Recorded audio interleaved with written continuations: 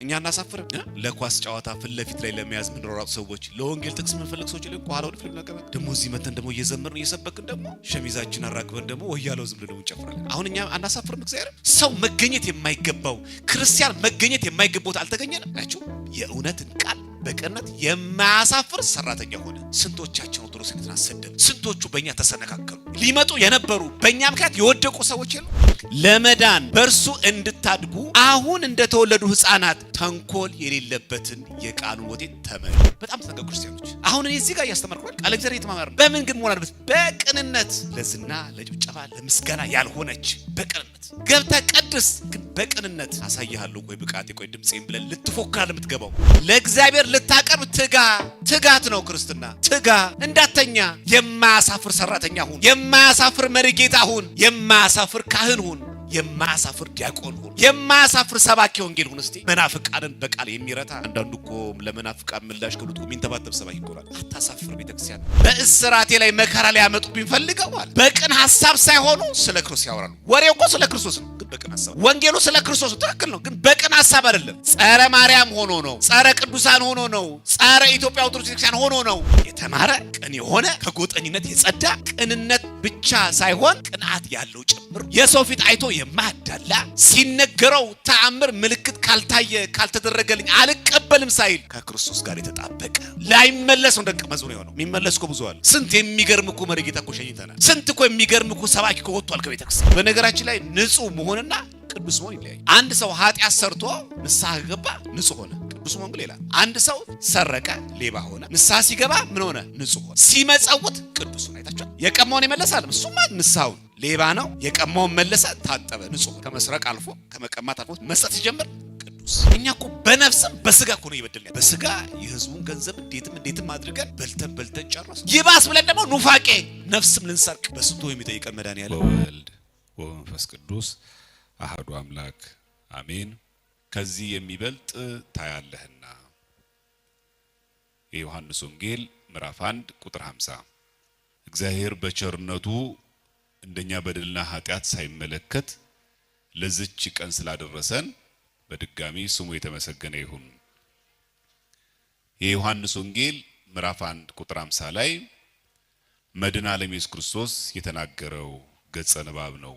ከዚህ የሚበልጥ ነገር ታያለህ። ዛሬ በቤተ ክርስቲያናችን ስንክሳር ሐዋርያው ናትናኤል ቀናተኛው ስምዖን የተባለው ያረፈበት ዕለት ነው ዛሬ።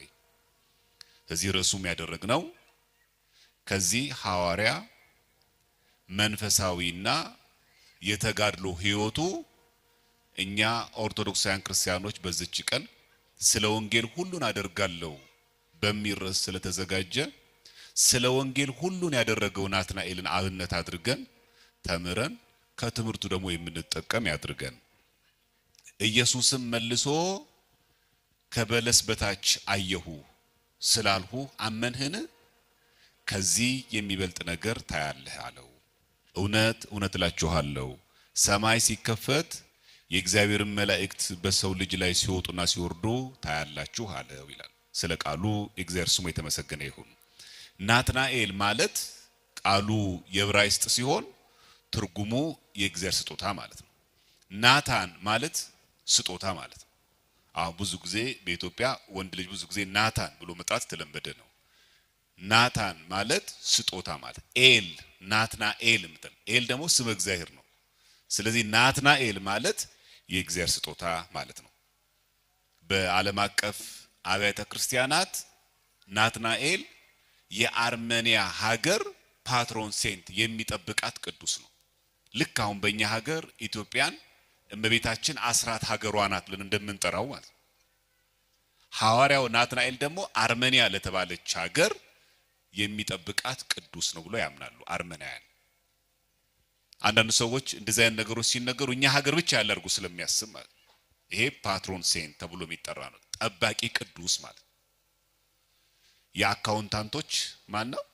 ማቴዎስ ቀራጭ ስለሆነ ማለት ገንዘብ ሲሰበስብ ነበር። የሐኪሞች ደግሞ ሉቃስ ፓትሮን ሴንት ተብሎ ይጠራል።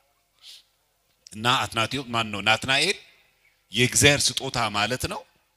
የአርሜኒያ ሀገር ጠባቂ በቃል ኪዳኑ በአማላጅነቱ የሚጠብቅ ማለት ነው። አርሜኒያ እንደምታውቁት ከኛ ጋር ኦርቶዶክስ ተዋህዶ ናቸው። አርሜኒያን አፖስቶሊክ ቸርች ተብለው የአርሜኒያ ሐዋርያዊት ቤተክርስቲያን ማለት ከኛ ጋር አብረው ኦሪየንታል የሆኑ ቤተክርስቲያናት አንዷ ናት። ያችን ሀገር የሚጠብቃት ቅዱስ ናትናኤል ብሎ ያምናሉ። ይህ ብቻ አይደለም፣ በስሙ ቤተክርስቲያን ይታነጻል፣ በሐዋርያው ናትናኤል ስም ጽላት ይቀረጻል፣ ገድል ይጻፋል። ይሄ በእኛ ብቻም አይደለም። በፕሮቴስታንት ወገኖች በአንግሊካን ቸርች ሊቨርፑል ላይ ኳስ ጨዋታ አይደለም፣ ሊቨርፑል ላይ ዩናይትድ ኪንግደም ላይ ዩኬ ላይ የሐዋርያው ናትናኤል ቤተክርስቲያን አለ። የኛ ቤተክርስቲያን አይደለም፣ የፕሮቴስታንቶች የአንግሊካን ቸርቾች ነው። በዚህ አጋጣሚ እኔን የሚሰሙ ሌሎች ቤተ እምነቶች እናንተ በቅዱሳን ስም ለምን ቤተክርስቲያን የምታንጹት ብሎኛ ከመጠየቃቸው በፊት አንግሊካን ቸርቾች ለምን በናትናኤል ስም ያንጻሉ? አቹ ጥልቅ አንባቢዎች መሆን አለብን ክርስቲያኖች።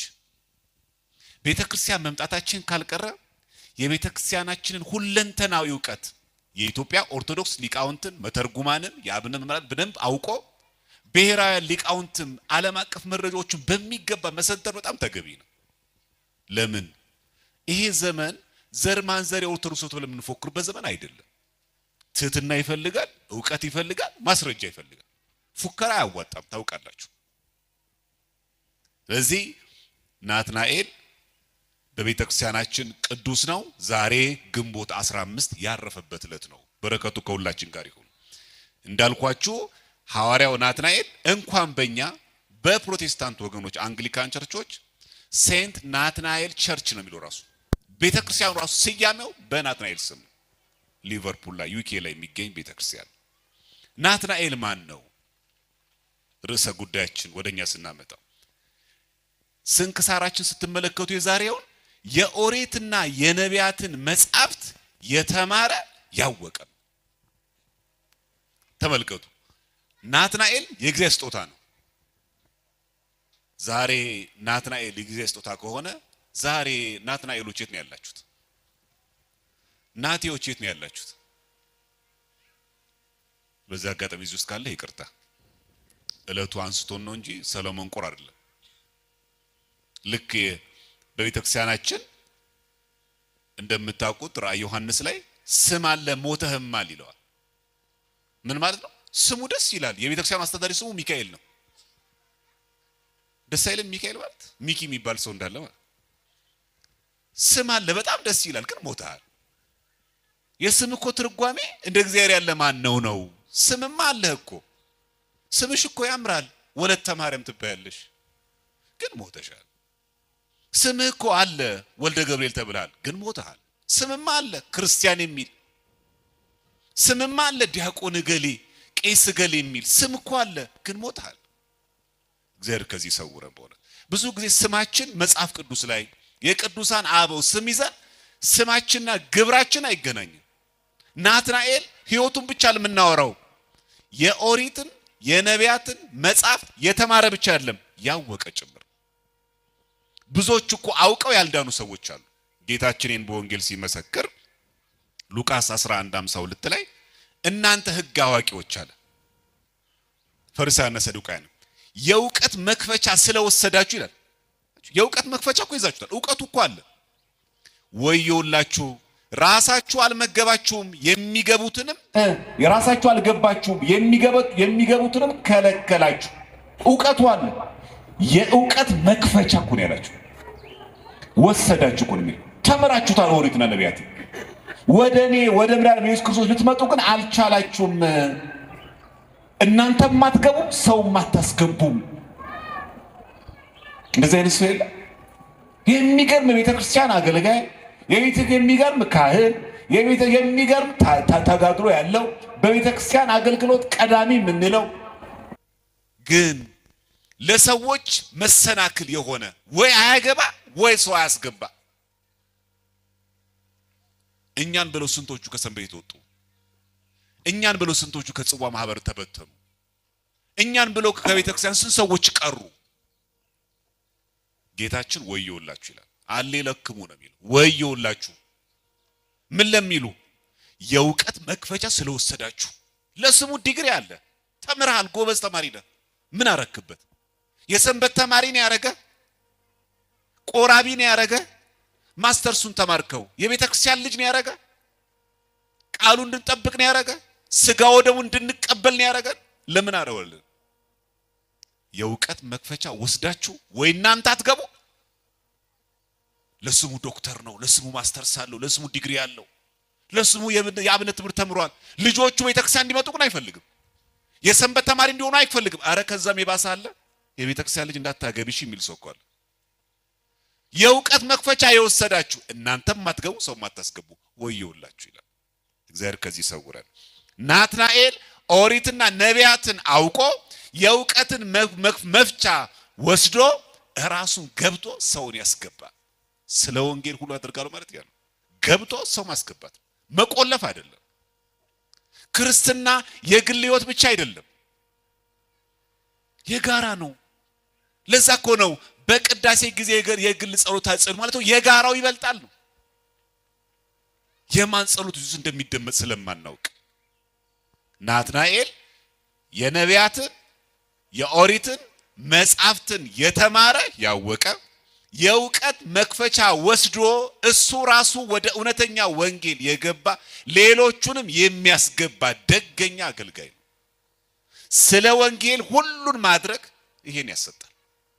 ርዕሳችንም እንደሰማችሁት ከዚህ የሚበልጥ ነገር ታያለ። ኦሪትን ነቢያትን በሚገባ ያወቀ በቀና መንገድ እግዚአብሔርን የሚያገለግል። በነገራችን ላይ በመጽሐፍ ቅዱስ ላይ ሐዋርያው ናትናኤል ሌላኛው ስሙ ቀናተኛው ስምዖን ይባላል። ቀናተኛ ነው። ለቤተክርስቲያን በጣም ቀና፣ ራሱን አሳልፎ ይሰጣል። ስጋውን እየጎዳ እየጎሰመ የሚበልጥ ነገር ያደርጋል። እንዲህ ለሚያደርግ ደግሞ እግዚአብሔር አምላክ ይላል የሚበልጥ ነገር ታያለህ ይላል። ናትናኤል ደገኛ ነው። በዛ ላይ መንፈሳዊ ቅንዓት አለው። ዕውቀት ብቻ አይደለም ያለው ቅንዓት። አንዳንድ ሰው የተማረኩ አለ በጣም በአብነት ትምህርቱ፣ በጣም በቴዎሎጂው፣ በጣም በመጽሐፍት በሰንበት ቤት ብዙ የዘለቀ ቅንነት ግን የጎደለው ሰው አለ። ቅንዓት ግን የጎደለው ሰው አለ። የሚቀና ሰው አለ። ዛሬ ይሄ ጉባኤ እንዲሰምር የቀናችሁ ሰዎች አላችሁ። በጊዜ መተን ሰው እንዲመጣ እንዴት እናድርግ፣ እንዴት እንቀስቀስ ብለን ከመጨነቅ አንስተን ቅንዓት። ሰው ዛሬ ይሄንን ተምሮ ስጋ ወደሙን እንዲቀበል ፈልጋሉ ብሎ የሚቀና ልጆቼ አድገው የቤተክርስቲያን ልጅ መሆን አለባቸው። ጧፍ፣ ሻማ፣ ዘይት ብቻ ሳይሆን ለቤተክርስቲያን ሰውም ያስፈልጋታል። እስቲ ልጅህን ለቤተክርስቲያን ስጣው፣ ዲያቆን እንዲሆንልህ፣ ቄስ እንዲሆን። እስቲ ልጅሽን ለዛ ስጪ። እግዚአብሔር ሻማ ብቻ ነው እንደሚፈልገው? እግዚአብሔር ጃንጥላ ብቻ ነው የሚፈልገው? እኛንም እኮ ይፈልገናል። እኛ እኮ አሁን እያደረግን ነው ጃንጥላውን ዘይቱን የምንሰጠውና ራሳችን ግን የለንም። እግዚአብሔር አይዘበትበት ክርስቲያኖች ቅንዓት ይፈልጋል። ናትናኤል ቁስ አይደለም የሰጠው፣ ገንዘብ ወርቅ ማዕድን አይደለም የሰጠው ራሱን ነው። ቅንዓት ዕውቀት አለ፣ ትምህርት አለ፣ በዛም አለ የቤተክርስቲያን ቅንዓት። አንድ እኮ ልግመኛ የሆነው ሰው እኮ አለ ወይ በስመ አብ ዕውቀቱ እኮ ግን እኮ የሚያስጠላ ልግመኛ ነው ይባል ሰው አለ። እግዚአብሔር ከዚህ ሰውረ። በዕውቀቱ ግን የሚመካ ሰው አለ። በታዋቂነቱ የሚመካ ሰው አለ። በመልኩ የሚመካ ሰው አለ። ምንም አንታበይበት አለ። በዚህ ዘመንኛ ትንሽኛ እንውጣ እንጂ ቫይራል ላይ ምንም አንኮፈስበት አለ። ናትናኤል መንፈሳዊ ቅንዓት የነበረው ሐዋርያው ቅዱስ ጳውሎስ ልክ እንዲሁ ነበር። በዚሁ በሁለተኛ ቆሮንቶስ ምዕራፍ 11 ቁጥር 27 እስከ 28 ላይ በድካምና በጥረት ብዙ ጊዜ እንቅልፍ ማጣት ድካም ነበረበት። ከእንደገና ጥረት ጳውሎስ እኮ ድካም አለው፣ ጥረት አለው። ከዛስ እንቅልፍ ማጣት። የቀን ሰራተኛ እና የማታ ሰራተኛ ሌሊትና ቀን ሺፍት እየሰራ መስሏችሁ ነው? ወንጌል እኮ ነው እንቅልፍ ያሳጣል። ይቀጥልና እንቅልፍ ብቻ ለሚያጣው በራብና በጥም የሚበላውን አጥቶ የሚጠጣውን አጥቶ ያ የወንጌል ገበሬ ሐራሴ ወንጌል ያ በተአምራት ሙት የሚያስነሳ ድዌ የሚፈውስ ጳውሎስ የሚበላውን አጥቶ ተራበ። ለካም እንደዚህ ያለ እናንተ የሚበልጥ ነገር ለማየት ከዚህ የሚበልጥ ያለ አይደል? እንዴት ሆነት? ከዛስ እስከ 3ኛው ዘመን ተነጠቃ የሚበልጥ ነገር ታያለ። ስለ ወንጌል በዚህ ልክ ራሱን አሳልፎ ከገማልያል ስል የተማረው ጳውሎስ በራብና በጥም እንቅልፍ ማታ ሲሰቃይ እግዚአብሔር ደግሞ እስከ 3ኛ ሰማይ ድረስ ነጠቀው። የእግዚአብሔር ስሙ የተመሰገነ ይሁን። ከዚህ የሚበልጥ ታያለ። ዕውቀት ያለው ሰው ቅንነት ከተሞላበት በዛ ላይ ደግሞ ቅንዓት ካለው ለአገልግሎቱ ለመንፈሳዊ ሕይወቱ ቅንዓት ማለት ያ ነው። እስቲ አሟችሁ ወይ መጾም አትችይም፣ በዚህ ጊዜ ወተት በዚህ ሰዓት በጣም የሚጠግኑ ምግቦች መመገብ አለበት ምንድነውኛ ውፋይ ተመስገን አይደል? አሳብ በመብላት የምፈልገው እንጂ ማን ነው የሚቆረቆር? ወይኔ ይሄ አብይ ጾም ነው ያመልጣኝ ነው ሚል ሰው አለ? ወይኔ ፍልሰታ ጾም ልታመልጣኝ ነው፣ ነነዌ ልታመልጣኝ ነው ጾሟ ከበረከቱ ሳልሳተፍ ሚል ሰው አለ? ወይኔ እንደሰው ሳላስቀድስ ያልጋ ቁራኛ ተባልኩኝ፣ አልጋ ያዝኩ ተባልኩኝ፣ ሳምንት መቆየት እኮ አለብሽ ተባልኩኝ፣ መቼ ውዳሴ ማርያም ሳልደግም ቆሜ እንደሰው ሳልጸልይ ሳላስቀድስ እንዲህ እንቆረቆራለን። ቅናት ማለት ያ እንኳንም አጋጣሚውን አገኘው ይላልም ክርስቲያን። እግዚአብሔር ለሁላችን አይልቦናችን ያውራልን። በእውነቱ በራብ በጥም ብዙ ጊዜም በመጾም ጾም አላችሁ። ጌታ ጾሙ ነው የሚለው ጳውሎስ አልታበይም፣ በመጾም ነው የሚለው 2ኛ ቆሮንቶስ 11:27-28። ጾም ብቻ አይደለም በብርድና በራቁትነት ነበርኩኝ። ብርድም ነበረው ራቁትነት ስንቱን እያለበሰ እሱ ራቁቱን ነው ልብስ የለው።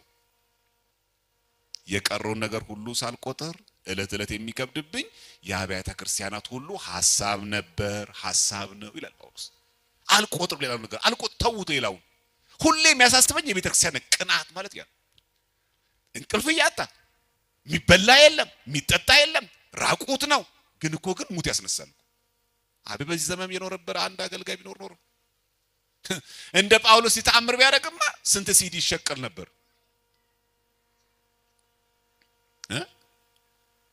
እኛ ዛሬ በስንት አጥማቂያን እየተነገደ የሰር ነገር እየሸቀልን አይደል? ስንት ሰው የከበረ ቤተክርስቲያን እኮ በሁለት መንገድ እኮ ነው የምትጠቅመው። ውስጥም ሆነው በትክክል እያገለግሏትም ትጠቅማለች፣ ሰድበዋትም ደግሞ በጊፍትና በቲክቶክም እየጠቀመቻቸው ነው፣ ይተዳደሩባታል። ሰድበዋትም ገንዘባቸው ነች፣ ደሞዛቸው ነች። ሰድበዋትም ልቦና ስጥልን አጻረ ቤተክርስቲያን አስታክስልን ትላለች ቤተክርስቲያን። ጸሎቷም እኮ ነው። እየሰደቧትም ለነሱ ጊፍታቸው ናት። አንበሳ እየወረደላቸው አበባ እየተቀበሉ ጥምጣሟን አርገው ካባዋን ለብሰው ሙልጭ አርገው ይሰድቧታል። ይሄም መተዳደሪያ ነው። ጳውሎስ ይሄ ሁሉ ነገር ሆኖ በሉ አዋጡልኝ፣ ሙት እያስነሳው እውር እያበራው እውነተኛ ወንጌል ሰባኪ ሆኜ በዛ ላይ እስከ 3ኛ ሰማይ ተነጥቄ አምጡ ምለብሰውን አምጡ ምበላውን አላለም። ይሄን ሁሉ ሳልቆጥራው የሚያሳስበኝ ብር እንደታዋጡልኝ ሳይሆን የአብያተ ክርስቲያናት ነገር ነው። ከዚህ የሚበልጥ ታያለ። በረከቱ ይደርብን። በእውነት ቅናት መንፈሳዊ ቅናት ማለት ያ ተአምር የማድረግ ብቃት እያለው በህዝቡ አልሸቀለም፣ አልነገደም። እንደዚህ አይነት ደገኛ አገልጋይ ማን ይሆን? ስለ ወንጌል ሁሉ ማድረግ ማለት እንዲህ ነው። ክርስቲያኖች የሚበልጥ ነገር ለማየት ይሄ ሁሉ አስፈላጊ ነው። መራብ አለው፣ መጠማት አለው፣ መራቆት አለው፣ ብርድ አለው፣ ያንሰፈስፋል፣ ያንቀጠቅጣል፣ ያንዘፈዝፋል። ይሄ ሁሉ ግን ይረሳል። ወይኔ እግዚአብሔር እያየህልኝ ነው አይደለም የሚለው ጳውሎስ። ይሄን አልቆጥርም፣ እኔም ቆጥረው የሚያስጨንቀኝ የቤተ ክርስቲያናት ነገር ነው። የቤተ ክርስቲያን ነገር ነው የሚያንገበግበኝ። ቅናት ሐዋርያው ናትናኤል የነበረው እንደዚህ ነው፣ ቅናት።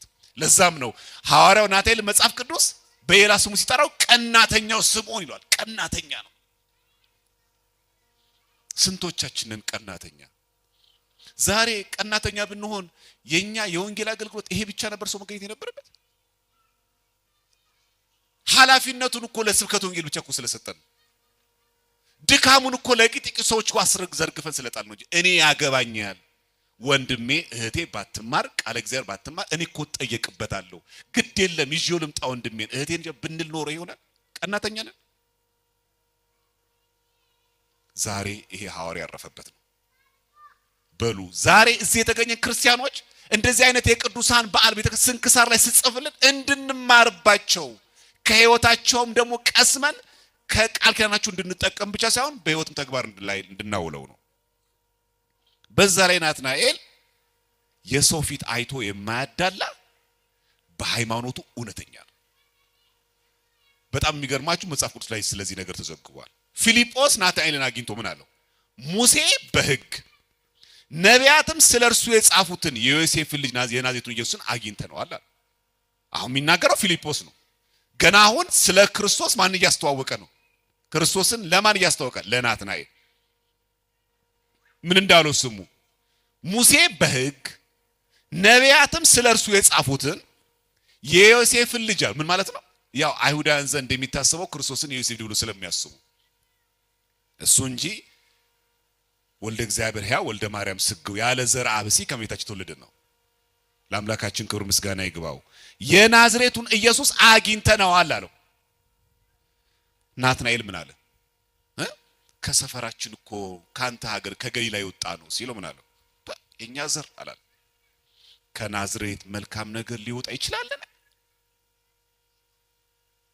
ይሄ የምናገኘው ዮሐንስ ወንጌል ምዕራፍ 1 ቁጥር 46 ላይ አላዳለም። አይታችኋል? የኛ ሰው ነው አላለ። እኛ እንደዛ እናደርግ። ጎንደሬ ከጎንደሬ፣ ጎጃሜ ከጎጃሜ፣ ጎንደሬ ከጎንደሬ፣ ኦሮሞ ከኦሮሞ ጋር፣ ትግሬው ከትግሬ ጋር። እኛ እኮ አሜሪካ ሄድን እኮ አይለቀንም እኮ የበሽታ መቼስ ያ የሁላችን ምኞት እሷ ስለሆነች ብዬ ነው። ዲቪ ደረሰው ሲባል መንግስተ ሰማያት እንደገባ አድርጎ የሚቆጥር ሰው አለ እኮ። ጎንደሬ ብቻ የሚያስቀድስበት ቤተክርስቲያን፣ ጎጃሜ ብቻ የሚያስቀድስበት ቤተክርስቲያን፣ ትግሬ ብቻ የሚያስቀድስ የት ሀገር ብኔ ነው ይሄ በሽታ የሚለቀን?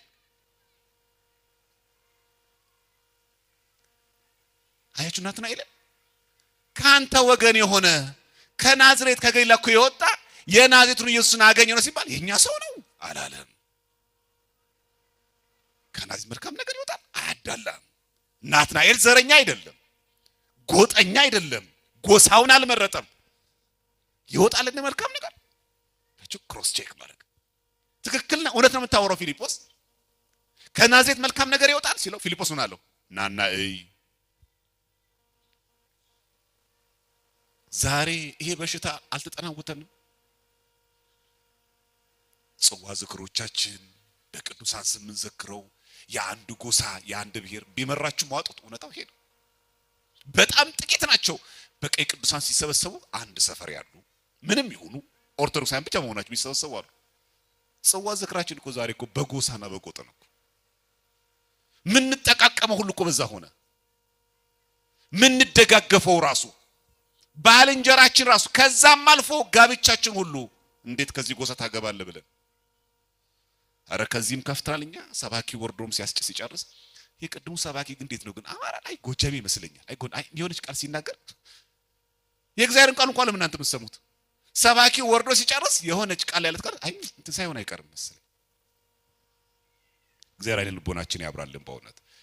ናትናኤል ከገሊላ ከናዝሬት የሆነ ከሰፈሩ ያንተ ሀገር ሰው የናዝሬቱ ኢየሱስ በገሊላ የተወለደ አለ ስለ ሙሴም ነቢያትም ስለሱ የተናገሩለት ነው ብሎ ሲነግሩት ከናዝሬት መልካም ነገር ይወጣል ብሎ ይመረመረ ሰው አያዳላም። የኛ ሀገር ሰው ነው፣ የኛ ሰው ነው፣ የኛ ጎሳ ነው፣ የኛ ጎጥ ነው ይደገፋል አለ። በዚህ ስንት ነገር አበላሸን። ስንቶች ከቤተክርስቲያን ጠፉብን። ቤተክርስቲያን የሁሉም ቤት ናት አይደል? ምንድነው ቅዳሴ ሲገባ የሚለው? ወደ እግዚአብሔር ቤት የገባ ሰው ይበል ፈላሲ ያለ የሚለው መጻተኛ ነኝ ባይተዋርነት እንዳይሰማ። ዛሬ ለመጀመሪያ ጊዜ እንኳን አየር ጤና ኪዳነ ምሕረት የመጣ ሰው እንኳን ከየትም ሀገር ነው ባይተዋርነት እንዳይሰማህ ይሄ ቤት የእግዚአብሔር ቤት ነው የምትላ ቤተክርስቲያን። እስቲ ባናረገው እቺን ቤተክርስቲያን የሰጠን እግዚአብሔር እስቲ በልልታ እስቲ እናመስግነው እስቲ በእውነቱ። የሆነ ቦታ ስትገቡ እኮ ትሸማቀቁ የለ የኛ ሰው ናቸው አይ እዛ ግሩፖች ነገሌ ይቀመጡ አይ የኛ ሰው አይደለም አብለ ተሳቀቁ የለ። ቤተክርስቲያን እኮ አጥርታ ነው የጀመረችው። ይበል ፈላሲ ቅዳሴ ሲጀምር እንደዛ እኮ ነው። ዘገባ ሀበ ቤተ እግዚአብሔር ወደ እግዚአብሔር ቤት የገባ ሰው እኔ መጻተኛ ነኝ አትበል፣ የሰው ሀገር ሰው ነኝ አትበል። ይሄ ቤት የእግዚአብሔር ቤት ነው። ከየትምና ምንም ሁን መርሆ ይሄ ነው። ግን ተበከል ከላይ እስከታች ምን ጤነኛ ያለ እንዱ ዝም ብለኛ ጠቅላይ ቤተ ክህነቱ ምናምን እንላለን እንጂ የኛው በሽታው ሳለ አይደል መች ለቀቀ። የሰው ፊት አይዶ የማያዳላ እውነተኛ በመልክ በዘር በጎጥ በጾታ የማያዳላ እውነተኛው ናትናኤል ይሄን በማረጉ ምን አረገ ከዚህ የሚበልጥ አየ በሉ ከዘር ጎጥ ስንወጣ ከዚህ የሚበልጥ ነገር ነው ያለ በንጽህና ስናገለግል የሀገሬ ሰው ናቸው ጎሳዬ ናቸው ሳትል ሰው በመሆናቸው ብቻ የኔ ቢጤ እንኳን ቢሆን ጨርቃም እንኳን የጣለ ሰው ይናቀቋል ካከበርከው ከዚህ የሚበልጥ ነገር ታያለ ስለ ወንጌል ሁሉ ማድረግ ማለት እንዲህ